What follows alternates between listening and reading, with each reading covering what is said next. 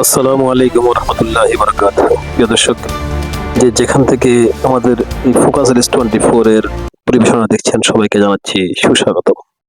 প্রিয় দর্শক, বরাবরের মতোই আজকে প্রথমে থাকছে বিশ্বের সবচেয়ে গুরুত্বপূর্ণ সংবাদের মধ্যে প্রথম শিরোনাম তারেক রহমানের চীন সফর।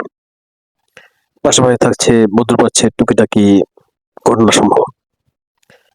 দর্শক, শুরুতে আপনাদের জন্য যে কথা দিয়ে শুরু করব তা হলো, তারেক রহমান বাংলাদেশে পা দিয়ে একটি কথা বলেছিলেন, তা হলো উই হ্যাভ এ প্ল্যান। দর্শক, এই উই হ্যাভ এ প্ল্যান নিয়ে কিন্তু তখনকার সময়ে পত্রিকাগুলোতে শিরোনাম হয় এবং উই হ্যাভ এ প্ল্যানের কিছু ব্যাখ্যা বিশ্লেষণ শুরু হয়। মূলত তার প্ল্যানটা কি তা কিন্তু হয়তোবা পৃথিবী দেখতে শুরু করেছে তারেক রহমানের বাংলাদেশে ফেরার প্রায় বহুদিন পর। তিনি প্রধানমন্ত্রী হওয়ার পর আরো 3 মাস পেরিয়ে মালয়েশিয়া সফর এবং চীন সফরের মধ্যে দিয়ে। দর্শক, এই কথার পাশাপাশি আপনাদেরকে একটা কথা জিজ্ঞেস করছি, তারেক রহমানের এই চীন সফর নিয়ে বাংলাদেশের সাধারণ জনগণের যেমন ভাবনা আছে, তার চাইতে বেশি ভাবনা এবং বেশি চিন্তা আছে কাদের? দর্শক, আশা করছি আপনারা তার সঠিক জবাব দিয়ে আমাদের মন্তব্য কলামটিকে আপনারা ফুলফিল করে ফেলবেন এবং আমাদের এই প্রোগ্রামটি দেখার জন্য আরো আরো মানুষের কাছে দ্রুত পৌঁছে দেওয়ার জন্য আমাদের চ্যানেলটি আপনারা সাবস্ক্রাইব করবেন। আপনাদের সাবস্ক্রিপশনের মধ্যে আমাদের এই চ্যানেলের সফলতা বিরাজ করছে। দর্শক, আর না বাড়িয়ে এবার শুরু করছি আজকের পরিবেশনা। প্রিয় দর্শক, তারেক রহমান বাংলাদেশের যদিও প্রথম প্রধানমন্ত্রী হন, অর্থাৎ নতুন প্রধানমন্ত্রী নিয়ে এর কারে কখনো এ ধরনের কোনো দায়িত্ব পালন দিয়ে দূরের কথা, তিনি কোনো একটা আসনে এমপিও ছিলেন না, কিন্তু তিনি একজন প্রেসিডেন্ট এবং তিনবারের প্রধানমন্ত্রীর ঘরের সদস্য। অর্থাৎ তার পিতা প্রেসিডেন্ট ছিলেন এবং তার মা তিনবারের বাংলাদেশের প্রধানমন্ত্রী। সুতরাং এই ধরনের ক্যালিবারের পরিবারের সন্তান কিন্তু অবশ্যই অন্যান্য পরিবারের সন্তানের চাইতে তার চিন্তাধারা, ধ্যান ধারণা, তার অবশ্যই সবকিছুর মেজারমেন্ট ভিন্ন হওয়াটাই স্বাভাবিক। প্রিয় দর্শক, বাংলাদেশের এই সদ্য বাজেট ঘোষণার পর তিনি মালয়েশিয়া সফর করেছেন। সেখানে তাকে মালয়েশিয়ার রাজা এবং মালয়েশিয়ার প্রধানমন্ত্রী উষ্ণ অভ্যর্থনা দিয়েছেন এবং সেখানে বাংলা গানের মধ্যে দিয়ে তাকে স্বাগতম জানিয়েছেন এবং মালয়েশিয়া থেকেও তিনি অত্যন্ত পজিটিভ রেজাল্ট তিনি পেয়েছেন এবং আশ্বাস পেয়েছেন বাংলাদেশের জন্য, এবং তিনি চীন সফরে গেছেন। এই বাজেটের পরপরই দুটো দেশের ভ্রমণের উদ্দেশ্য হচ্ছে, সবাই কিন্তু মোটামুটি এটা বুঝতে পেরেছে যে বাংলাদেশের অর্থনৈতিক সংকটকে মোকাবিলা করা। কারণ বাংলাদেশের অর্থনীতিতে যে পরিমাণ টানাপোড়েন আছে, সেই টানাপোড়েনগুলো মেকআপ করার জন্য এই মুহূর্তে বাংলাদেশের হয়তো বা কোনো উৎস সঠিকভাবে যোগান নাও দিতে পারে। তবে বিদেশিদের যে সহযোগিতা এবং বিদেশিদের যে বিশেষ করে তাদের যে পুঁজি এবং তাদের যে ফান্ডিং বাংলাদেশে যদি বেশি বেশি হয়, তাহলে সেখানে বাংলাদেশের উত্তরোত্তর কর্মসংস্থান বৃদ্ধি পাবে, বাংলাদেশের জিডিপি বৃদ্ধি পাবে এবং বাংলাদেশের সকল দিকে কিন্তু অর্থনীতিবিদরা ভালো করে বোঝেন যে এখানে দেশের অগ্রগতি ত্বরান্বিত হবে। সেই সুবাদেই তিনি চীন সফরে গেছেন এবং মালয়েশিয়া সফর শেষেই আজ 3 দিন তিনি চীনে অবস্থান করছেন এবং চীনের প্রেসিডেন্ট শি জিনপিং, চীনের প্রধানমন্ত্রী সহ চীনের স্পিকার এবং চীনের সবচেয়ে বড় যে সমস্ত প্রতিষ্ঠানগুলি পৃথিবীতে বিভিন্ন দেশে তাদের অর্থ লগ্নি করে থাকে, অর্থাৎ তারা বিভিন্ন প্রজেক্টে তাদের ফান্ডিং করে থাকেন, বড় বড় মেগা প্রকল্পগুলি যারা অর্থায়ন করে থাকেন, ওই সমস্ত কোম্পানিগুলোর 80 জন চেয়ারম্যান তার প্রধানমন্ত্রী তারেক রহমানের সাথে দেখা করেছেন। তো সেই সুবাদে বলা হচ্ছে যে বাংলাদেশের জন্য তিনি অবশ্যই কোনো সুসংবাদ নিয়ে আসবেন। তবে বাংলাদেশের যে সমস্ত খাতে চীন তাদের সহযোগিতার আশ্বাস দিয়েছে, তার মধ্যে বিশেষ করে 3টি খাত এক পর্যন্ত প্রকাশ পেয়েছে তারেক রহমানের মুখপাত্র মাহাদি আমিরের বক্তব্যে। তার মধ্যে 1 নম্বর হচ্ছে বাংলাদেশের ব্যবসাকে বিভিন্নভাবে সাপোর্ট দেওয়া, ব্যবসা বাণিজ্যকে, শিল্প খাতে, বাংলাদেশের যোগাযোগ খাতে এবং নদী ব্যবস্থাপনা। এই তিনটি খাতে বাংলাদেশকে চীন কিন্তু সরাসরি সহযোগিতার আশ্বাস দিয়েছে খুব প্রবলভাবে, এবং প্রাথমিক নয় শুধু, একদম এক নম্বরে এই তিনটি প্রকল্পে চীন কাজ শুরু করতে চায় বাংলাদেশে।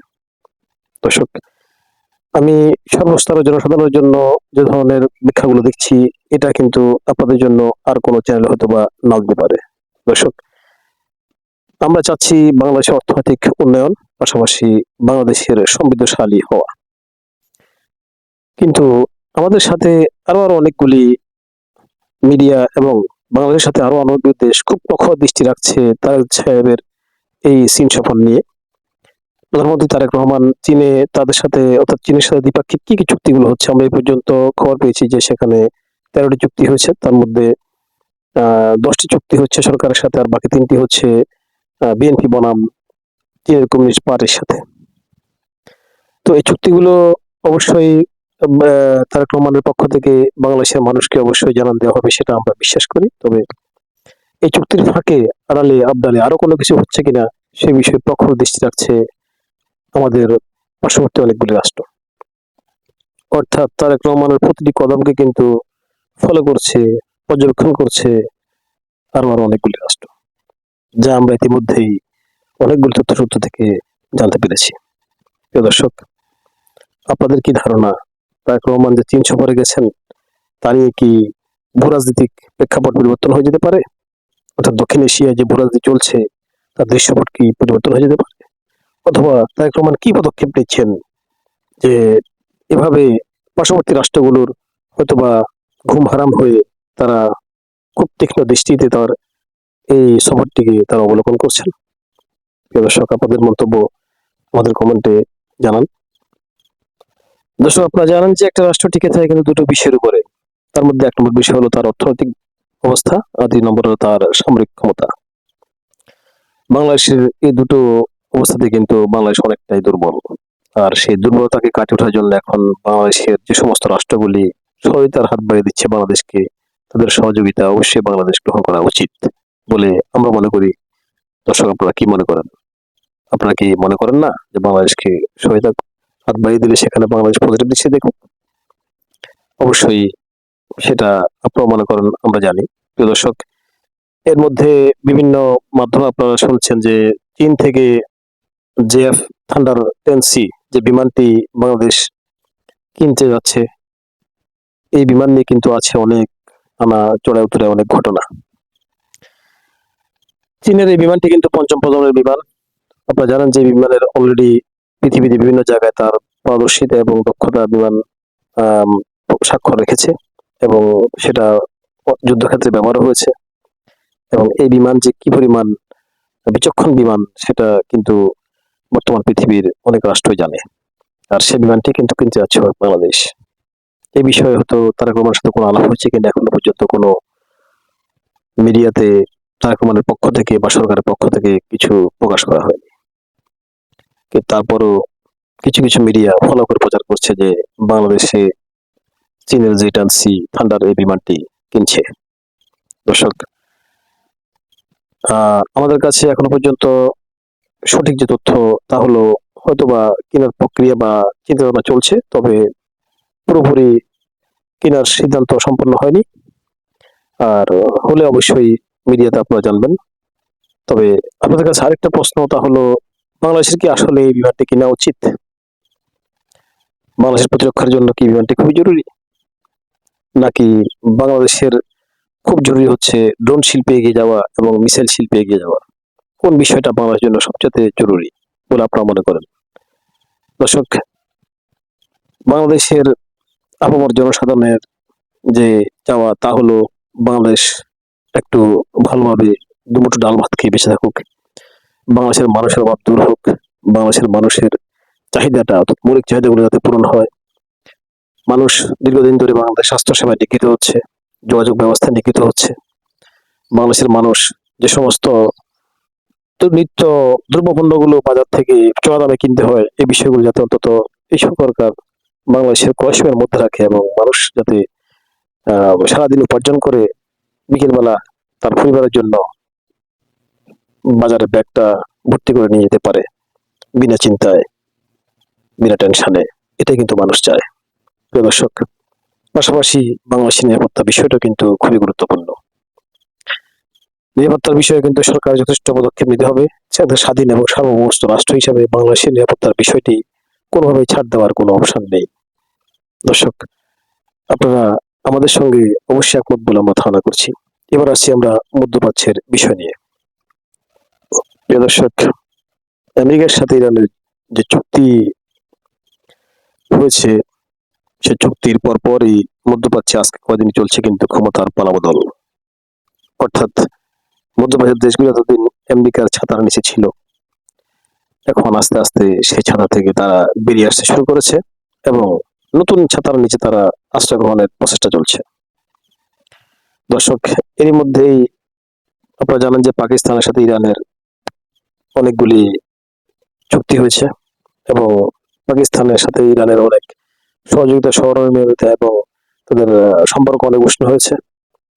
পাশাপাশি পাকিস্তানের মাধ্যমে সৌদি আরবের সাথে ইরানের অনেকগুলি বিষয়ে সমঝোতা হয়েছে, কাতারের সমঝোতা হয়েছে। এভাবে আস্তে আস্তে ইরানের সাথে, ইরান, পাকিস্তান এবং যে সৌদি, তার সাথে আছে তুরস্ক, তুরস্কের সাথেও কিন্তু ইরানের যথেষ্ট ভালো সম্পর্ক এখন বর্তমানে। অর্থাৎ পাকিস্তান, ইরান এবং তুরস্ক, এদের সাথে আস্তে আস্তে মধ্যপ্রাচ্যের অনেকগুলো রাষ্ট্র তলে তলে যোগাযোগ করা আরম্ভ করেছে। গতকালকে ইরানের স্পিকার বাকের খলিবাফ তিনি আজারবাইজান সফর করেছেন এবং আজারবাইজানের সেখানে তিনি সংসদে ভাষণ দিয়েছেন। আজারবাইজানকে তিনি সম্পূর্ণ মর্যাদার সহিত এবং বন্ধুত্বপূর্ণ সম্পর্ক তারা বহাল রাখার প্রত্যয় ব্যক্ত করেছেন এবং আজারবাইজানের সাথে নতুন করে ইরানের যে সম্পর্ক তৈরি হওয়ার যে পটভূমি সেটা তিনি রচনা করেছেন, যদিও এর আগে আজারবাইজানের সাথে ইরানের তেমন কোনো সম্পর্ক ছিল না। পাশাপাশি তুরস্ক কিন্তু এখানে যথেষ্ট ভূমিকা রাখছে। আজারবাইজানের সাথে ইরানের যে দূরত্ব ছিল সেটা অলরেডি মেকআপ করে ফেলেছে তুরস্কের মাধ্যমে। পাশাপাশি একটা বলয় তৈরি হচ্ছে মধ্যপ্রাচ্যে ইরানকে ঘিরে, যে এতদিন যে ক্ষমতার যে আমরা দেখেছি যে বলয়টা কাজ করছে মধ্যপ্রাচ্যে, সে বলয় থেকে আস্তে আস্তে বেরিয়ে আসতে শুরু করছে মধ্যপ্রাচ্যের রাষ্ট্রগুলি। অনেকে কিন্তু ইরানি কর্তৃপক্ষের সাথে যোগাযোগ করছেন, কিন্তু ফলা করে কোনো মিডিয়াতে বা প্রকাশ করছেন না, কারণ তারা ভাবছেন যে তারা এই মুহূর্তে প্রকাশ করবে না, কিন্তু ভিতরে ভিতরে ঠিকই ইরানের সাথে তারা যোগাযোগ করে তাদের সবকিছু ঠিকঠাক করে রাখবে। দর্শক, মধ্যপ্রাচ্যের রাষ্ট্রগুলির এই গোপন রাজনীতি, এই গোপন কূটনীতি, এটা কি আপনারা কি মনে করেন যে সত্যি সত্যি তারা নতুন বলয় তৈরি করে ইরানের পিছনে তারা, অর্থাৎ ইরানের নেতৃত্ব তারা মেনে নিবে, নাকি কিছুদিন ইরানের পিছনে তারা ইরানকে তারা হয়তো বা ইরানকে নেতৃত্ব হিসেবে মেনে নিয়ে জাস্ট পরবর্তীতে পিছন থেকে ইরানের পিঠে ছুরি মারবে? প্রিয় দর্শক, আপনাদের মন্তব্য অবশ্যই আমাদের জন্য মূল্যবান, আপনারা এই বিষয়ে মন্তব্য করবেন। পাশাপাশি নেতাকাকু তার রাষ্ট্রে আছে অত্যন্ত বেহুল দশায়। নেতাকাকু হয়তো এবার ক্ষমতা ছাড়তে হতে পারে, প্রায় ক্ষমতা ছাড়ার কাছাকাছি চলে গেছে নেতাকাকু, তার দেশে তার বিরুদ্ধে আন্দোলন চলছে এবং কোন অবস্থায় এই আন্দোলনকে হয়তো বা দমানো সম্ভব হবে না।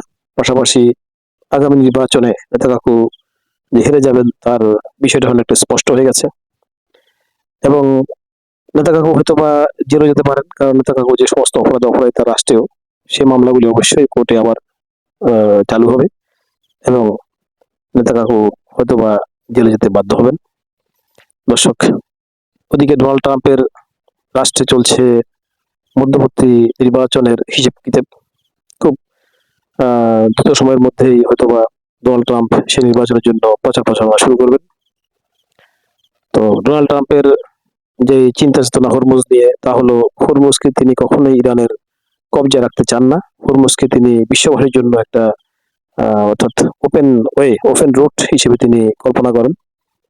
ডোনাল্ড ট্রাম্পের ভাষায় হলো সেটা বিশ্ববাসীর একটা পথ, সে পথ ইরানের নয়, এখানে ইরানের কোনো অধিকার থাকতে পারে না।